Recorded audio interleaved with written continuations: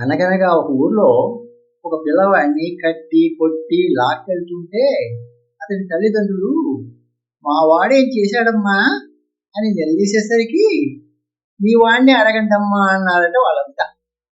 అందుకు ఆ పిల్లవాడు నాకేం తెలియదమ్మా, నాకు ఒక తాడు దొరికింది కదా అని తీసుకెళ్తుంటే నన్ను కొట్టి చంపేస్తున్నారమ్మా అని ఏడ్చాడట.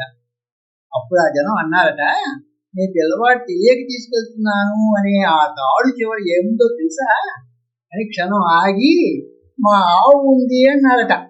దాంతో ఆశ్చర్యపోవడం ఆ తాడు దొంగ తల్లిదండ్రుల వంతయింది.